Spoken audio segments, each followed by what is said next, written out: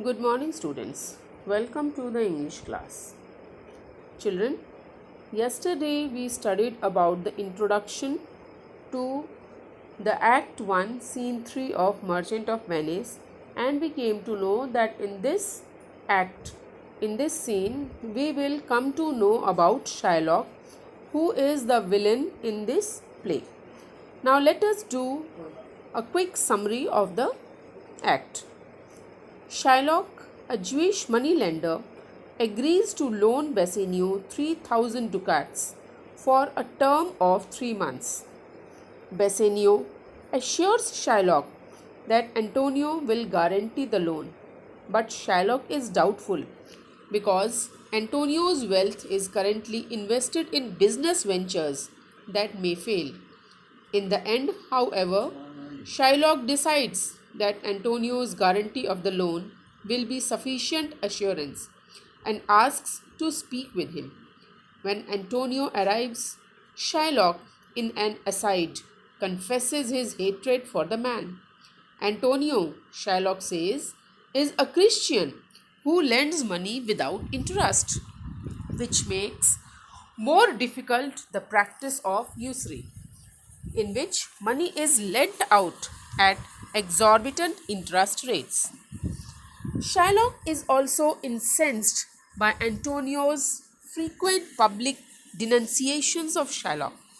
Antonio makes it clear to Shylock that he is not in the habit of borrowing or lending money, but has decided to make an exception on behalf of his friend Bassanio.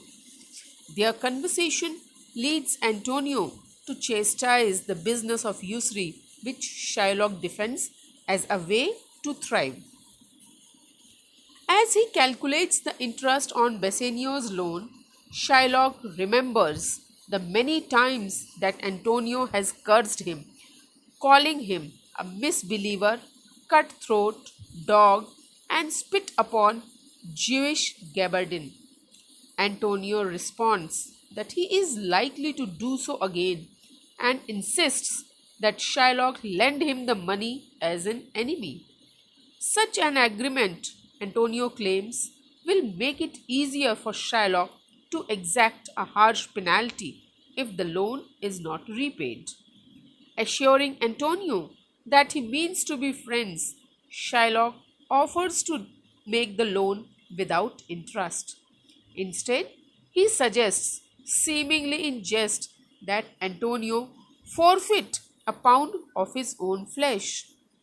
Should the loan be not should the loan not be repaid in due time. Bassanio warns Antonio against entering such an agreement, but Antonio assures him that he will have no trouble repaying the debt, as his ships will soon bring him wealth that far exceeds the value of the loan.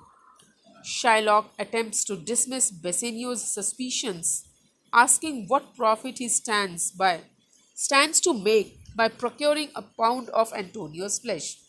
As Shylock heads off to the notary's office to sign the bond, Antonio remarks on Shylock's newfound generosity.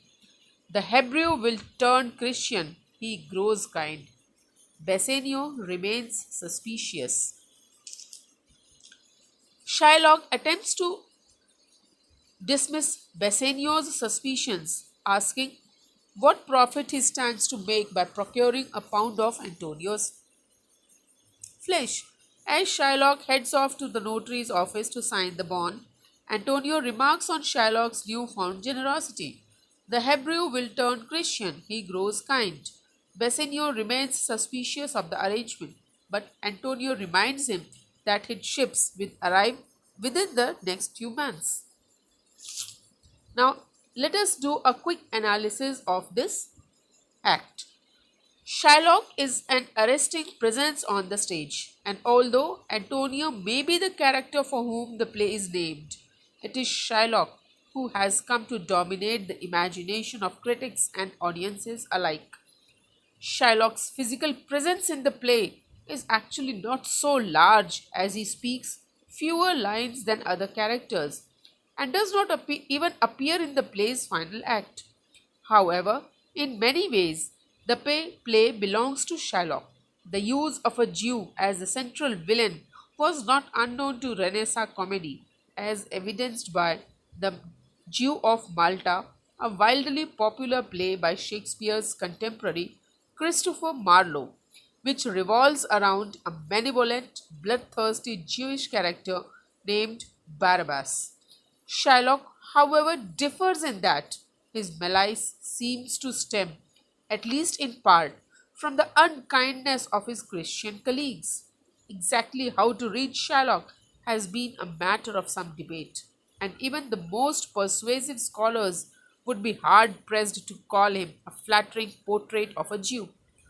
One could certainly argue, however, that Shylock receives far less of a stock portrayal than what was common in Shakespeare time, and that given constant degradation he endures, we can even something feel akin to sympathy for him. At the heart of any sympathy we might feel for Shylock lies the fact that the bonhomie and good nature that so mark Antonio's appearance with Bassanio's disappear, and this treatment of Shylock is unexpectedly harsh and brutal. Even though Bassanio and Antonio require a favor from Shylock, Antonio is still a tone of imperious command, and his past, present, and future attitude towards Shylock is one of exceptional contempt. Shylock vividly illustrates the depth of this contempt, wondering aloud why he should lend Antonio money when Antonio has voided his rheum or spit on Shylock's beard, and he kicked Shylock as he would a stray dog. The repeated mention of spittle here sharply differentiates Antonio's Venice, where even shipwrecks seem like spice laden dreams, from Shylock's, where the city is a place of blows, kicks, and bodily functions. Without these details, Antonio's haughty attitude towards Shylock could easily be forgiven, but the very visceral details of spit and kicks show a violent, less romantic side to Antonio, and our sympathies for him cannot help but lessen. Shylock is noticeably different from Shakespeare's other great villains, such as Richard III or Lago, in several ways. In the first place, these other villains seem themselves as evil, and while they make try to justify their own villainy, they also revel in it, making asides to the audience and self consciously comparing themselves to the wise character of medieval morality plays. Marlowe's Jew, Barabbas, is a similarly self conscious villain. Through the Christian character of the merchant of Venice, made Jew as evil, Shylock does not see him in that way. His view of himself and others are rational, articulate, and consistent. Also, Shakespeare's other villains are generally more deceitful, passing themselves off as loving and virtuous Christians while plotting malevolently against those around them. Shylock, on the other hand, is an outcast even before the play begins, vilified and spat upon by the Christian characters. Shylock's actions are relatively open, although other characters misunderstand his intentions because they do not understand him.